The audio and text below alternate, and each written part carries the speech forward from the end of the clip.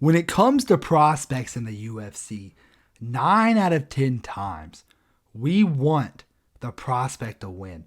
Not just for the sake of the division, right? Where we want to have new matchups between hot prospects and some people at the top of the division, but we also want to just see the evolution of the sport of MMA, see the old get replaced by the new.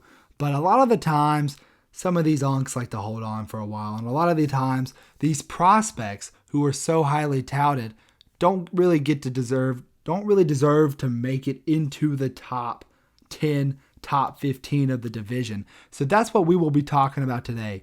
The people in the UFC that basically just fraud check people, bro. People that say you're not ready for the top 15 yet. Journeymen and gatekeepers, bro. So this is the top 10 gatekeepers in the UFC by Tony Has Died. Sorry for the botched intro, but I have literally recorded this video. This is the third time I am recording this video because the other 2 times that I recorded it, my mic was not working. So I'm about to have a fucking crash out. So let's get straight into this video. Starting at number 10 on this list, we got Neil Magny. Now, if this video was made like 5 years ago, Neil Magny would probably be number 1 on this list. I mean, he is the journeyman of all journeymen. This guy literally has more wins than GSP. He's the fucking secret goat of the division, right? But as of recently, he's been losing to the prospects more often than not. Lost to Shavkat, lost to Carlos Prates, CP. We all love CP. Lost to Ian Gary. Lost to that other guy whose name I can't remember. I think it's Marlon Moraes. He lost to him as well. He's been losing more often than not, but he still has to be mentioned in this list because he fraud checked Mike Malott, who was supposed to be the next GOAT of Canadian MMA. This guy was literally, all the fucking Nelk boys were behind Mike Malott, glazing this dude, saying he's the next coming of Jesus Christ. Not if Neil Magny has anything to say about it. He had the comeback win against Mike Malott, and not just the win over Mike Malott, but he also defeated Phil Rowe. Phil Rowe was undefeated in the UFC when he fought Neil Magny. Maybe if this list was made a little longer ago, Neil Magny would be closer to the top, but for now, I got to put him at number 10. Speaking of, like, fucking, I guess, journeyman, Kevin Holland is a fucking journeyman at the ripe age of 32. This motherfucker, he's just lost to Daniel Rodriguez somehow. I didn't think it would even be, like, I thought that was a layup for Kevin Holland. It was a layup. It was literally like, welcome back to the UFC, and now he's about to check on Mike Malott. He's about to fight Mike Malott and see if he can defend the fucking fights from him, right? But we're not talking about Mike Malott. We're talking about Kevin Holland. This guy has had a lot of wins in the UFC that have aged super well. He has the win over Fluffy Hernandez, who is now fighting in a number 1 contender fight. Brendan Allen, top 10 in middleweight. Joaquin Buckley, top 7 at welterweight. And he has a couple of fraud checks on his record as well. But you can't make a journeyman list without talking about Kevin Holland, all right? I mean, although most of the people that Kevin Holland fights are well-established names, and he loses to them more often than not, he has still been in the fucking... He's always there, man. He's always ready to... And maybe we should apologize to Kevin Holland for the Rampage Jackson situation, because now it seems like Rampage Jackson isn't such a good dude, you know, with all the 45-70 fucking WWE bullshit that's gone on in the last couple of fucking, well, you know what's transpired, bro. I'm not going to get into all of that, but maybe the 45-70 situation was a little bit more Rampage's fault than we think, bro. You never know, but for Kevin Holland, man, you have to include him in a fucking journeyman tier list, bro. So, yeah, I got Kevin Holland at number 9 on my list. And number 8 on my list.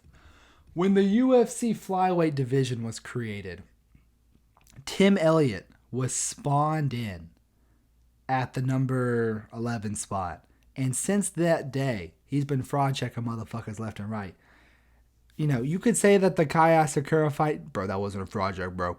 That wasn't a fucking fraud check, bro. Askar actually lost to Pantoja. I don't think losing to the pound for pound number 4 guy on the planet should be considered a fraud check.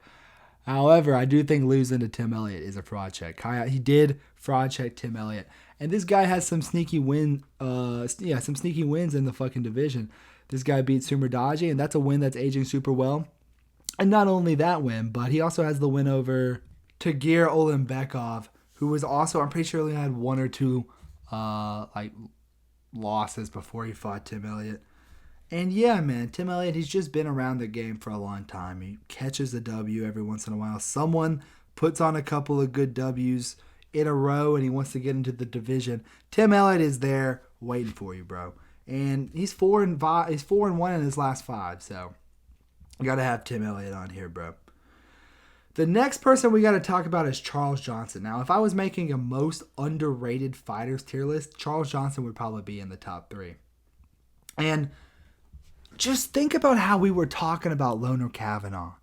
Just think about how we were like. I'm guilty of this. I had Loner Kavanaugh in my top 10 of the division. Not 10 of the division, but top 10 prospects. This guy just flatlined Loner Kavanaugh, bro. And we were talking about, bro, Loner Kavanaugh's fighting for the belt next year. Loner Kavanaugh versus Joshua Van. That's going to be a banger. Fuck no. He is not ready. And Charles Johnson just showed that he's not ready. And this is what Charles Johnson does to people. So he gets robbed and he beats prospects. This motherfucker beat Joshua Van, who is now fighting for the fucking belt in his next fight. So, I mean, what else is there to say about Charles Johnson, man? Like, this guy, he just beats the, he has the win over, Sumerdaji. He has the, who else did he beat? He has another guy on his resume that's pretty good. I'm trying to think of his name. I'm going to think of it real quick. Azat Maxim, bro. He might be 1-2 in the UFC, but he's had very competitive fights. And not just that, he had a fight with Rafael Estevam as well. And he got robbed in that fight. And Rafael Estevam is undefeated in the UFC, so. Yeah, man. Charles Johnson, he's underrated as fuck. His only losses really are to Makayev, Ode Osborne, which is crazy. I mean, he lost to Cody Durden, too. That's not too good of a look, but yeah, man. And, the last guy that they lost to also just popped for steroids as well, so Charles Johnson is super underrated in the division. He's been on a tear as of lately, and I'm excited to see what he can do. I think he can get top 10, bro, so I think he should fight like Asakura or Tim Elliott next, so yeah. The next fighter on this list is Rob Font. Now, I think that out of all the people on this list, Rob Font has the most fraud checks. This guy beat Ricky Simone, who was on a really good run when he beat him. He beat Adrian Yanez, who was undefeated before he fought him. He beat Kyler Phillips, who was on a crazy run in the UFC before he ran into Rob Font. And he beat Gene Matsumoto, who was undefeated before he fought him. And, I mean, the Gene Matsumoto fight, it could have gone either way. The Yanez fight, we'll talk about Davey Grant in a second, but yeah, he beat the fuck out of Yanez, knocked him out cold. Kyler Phillips, I don't even know, man. Like, I've made this video 3 times and I kind of want to just go to sleep right now because it's 11:18 and it's been a long day, right? I've had to deal with some shit today, but yeah, man, fucking Rob Font. He is able to fucking just, he has such crisp boxing, and he's going to be a staple of this division for a very long time. So yeah. And guess what? He's fighting Chiwiwis next. He's going to fight fucking Raul Rosas Jr. next. And that seems like it's probably going to be another W for Rob Font. So yeah. The next person I want to talk about on this list is Ronnie Barcelos.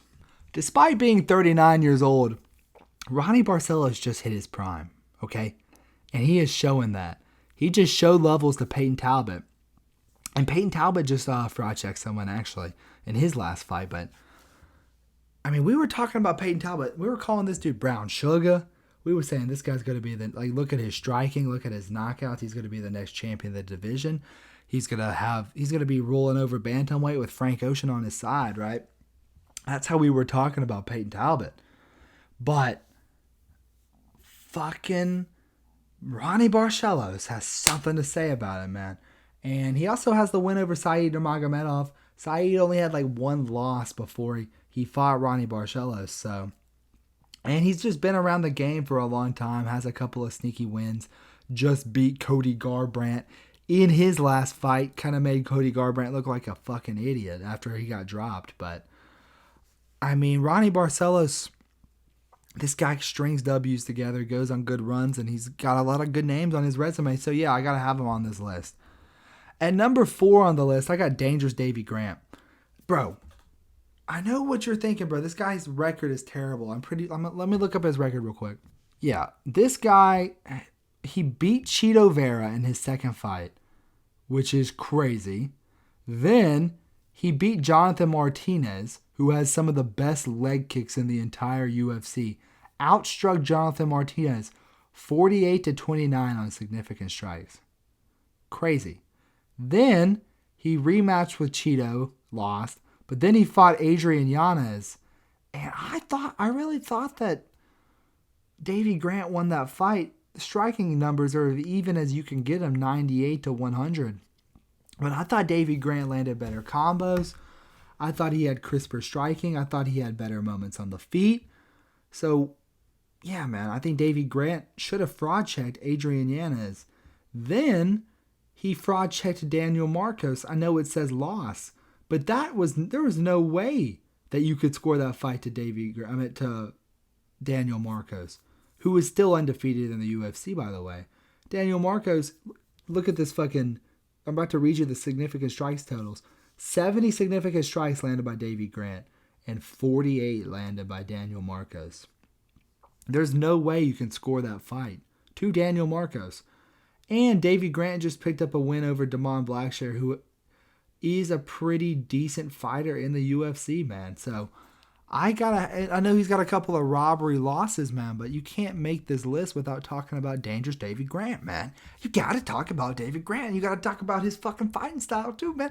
He's fighting like one of those old ass fucking boxers from like the 1950s. You know what I'm talking about? Who has like their arms up. He's like, you know, he's got the fucking pit bull behind him, and he's like, you can't see my hands, what I'm doing with my hands, but just imagine I'm like Bugs Bunny right now. You know how Bugs Bunny boxes, right?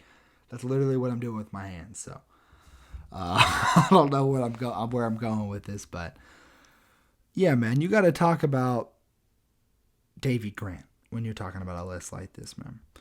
And number 3 on the list, he's a great fighter. I love to fight him. Marcin Tybura, what a legend of the game. Marcin Tybura is the fraud checker of all fraud checkers, bro. It seems like any time the UFC has a decent heavyweight fighter who's beaten a couple of bums, they just say, fuck it. Let him fight Marcin Tybura. And Marcin Tybura just beats these fucking these people that just aren't ready for the big show every single time. Like Mick Parkin. He was 10-0 in the UFC. And he lost to fucking Marcin Tybura. Janata Deniz, undefeated in the UFC, gets doctor stoppage TKO'd by Marcin Tybura. Fucking Alexander Romanov. He was 16-0 before he fought Marcin Tybura. And he ended up losing. Yes, I'm going to do the accent every single time. Greg Hardy, 7-2 in the UFC before he fought. He's a great fighter. I'd love to fight him, Marcin Tybura. Sergey Spivak, the first time. Now, I know he lost the second fight to Spivak, but the first time that Spivak and Tybura ran into each other, Sergey Spivak, he's also a great fighter. Marcin Tybura beat him. But, yeah, man, it just seems like what happens with these heavyweights. I'll use Janata Deniz as the example here, I guess. Deniz beat. Let me read these names off to you. Carl Williams. All right, it's not that bad. Austin Lane, worst fighter on the roster, by the way, and he beat Eduardo Neves 3-0 in the UFC. Let's throw him straight to Marcin Tybura and see how he does. And that's what happens with Marcin Tybura is he gets these people that put on a pretty shitty win streak in the UFC. And for heavyweight standards, that's enough to get a top 10 opponent. And Marcin Tybura just makes quick work of them every single time. So we got to talk about... Nobody talks about Marcin Tybura a lot. He's a great fighter. And he is. He is a great fighter. Marcin Tybura, what a legend of the sport. What a guy to hang around with, you know? Just, you know, if you ever go to the UFC Apex, you got to check in with Marcin Tybura before you can fucking go in, bro. He's like the King Von of the Apex, you know? He runs the Apex, boy. He runs this shit. Apex is his O block. So you make sure you check in with him before you go to the Apex, all right? At number 2 on the list, I got Derek Lewis. And this fight with Talishera, Taliesin Teixeira, I just combined his name into one. Talishera, what the fuck am I talking? I'm really sleep deprived. UFC Shanghai completely destroyed my sleep schedule. But let's get back on topic here. This fucking guy, Talishera, had fucking one fight in the UFC against Junior Tafa. Was it Junior? No, it was Justin. He had one fight over Justin Tafa, and they said, all right, Taliesin, you're now ready for top 10 staple of the heavyweight division, Derek Lewis, who has the most knockouts in the UFC in over 30 fights. You ready, Taliesin? All right, I know you just beat one fucking random fat ass from the fucking Samoan Islands, but let's give you straight to Derek Lewis. And Derek Lewis does what Derek Lewis does, which is knock people the fuck out. So that's what Derek Lewis is good at, bro. He just, let's keep it frank, man. He just knocks people the fuck out. So let's talk a little bit about some of the wins of Derek Lewis. He obviously beat Talishera, all right? Rodrigo Nascimento, he was 11-1 before he fought Derek Lewis. He only had one loss. I know he just popped for steroids, I'm pretty sure. He has a couple of good wins, bro. And Derek Lewis gets the fraud check. I'm pretty sure DeLima was on a pretty good run, but I'm not going to talk about him. Chris Daukaus, man. Let's talk about Chris Daukaus. I know we don't, every time let's talk about Chris Daukaus, who was on a 4-fight win streak in the UFC, beating the likes of Parker Porter, Nascimento, not bad, and Alexei Olenek, and Shamil Abdullah and Derek Lewis is the one to fraud check Chris Daukaus and send him to the Shadow Realm. And Chris Daukaus lost to 4 black guys in a row after that. And he beat Blackie Antonov, dude, some of these names I can't fucking pronounce. But the most important one is Francis Ngannou. And Francis Ngannou, I know he lost to Stipe, but that's his best win for sure. I know it was a fucking shitty fight, but Francis Ngannou is like a top, I'd say he's top 3 heavyweight of all time. I think he's better than Kane. I think Francis is better than JDS. I think Stipe and what's that guy's name? I'm blanking on his name right now. The fucking guy that Dana White hates. Starts with an F. Fedor. How could I not remember who Fedor is? Fedor Emelianenko. I think Francis is a really good win, is basically the gist that I'm getting at here. And Derek Lewis beat him. So, yeah, man, you got to have Derek Lewis at number 2 on this list. And at number 1 on the list, I got the king of prospect destroyers himself, Christian Rodriguez. This guy does not have a single win in the UFC that is not an undefeated prospect. You heard me correctly. Every single one of Christian Rodriguez's wins was an undefeated prospect. Let's get into it, all right? Hold up, I'm pulling up his Tapology as we speak. Put the elevator music on. All right, here it is. Austin Bashi, 13-0 in the UFC. People were talking about Austin Bashi. Like, Austin Bashi is a young, up-and-coming prospect. He has crazy wrestling. Welcome to the UFC, Austin Bashi. Christian Rodriguez strikes. Isaac Dolgarian, pretty close fight. Undefeated, 6-0 in the UFC. Defeated by Christian Rodriguez. Cameron Simon, 9-0 in the UFC. First loss Cameron Simon takes is to Christian Rodriguez. Raul Rosas Jr. People are talking about Raul Rosas Jr. like he's the next coming of Jesus Christ. Literally, holy shit, he's the youngest fighter ever in the UFC. This dude's taking his mom's minivan to the fucking training center. This guy is still in high school. He's got to go do his math homework. Yeah, Christian Rodriguez was the real math homework because he showed Raul Rosas Jr. levels. All right. I just took a sip of water, but he beat Josh Weems. He actually had 2 losses.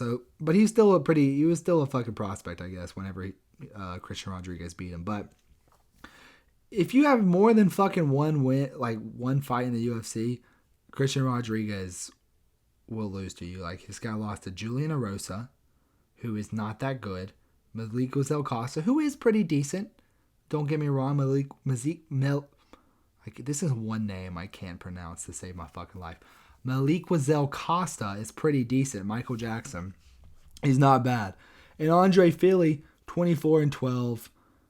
He's the journeyman as well. Maybe I could have put Andre Fili on this list, honestly, but he beat Christian Rodriguez. So, yeah, man, that is my list. These are the top 10 prospect destroyers in the UFC. If you like the video, like, subscribe, do all the YouTube shit. Please like the video, bro.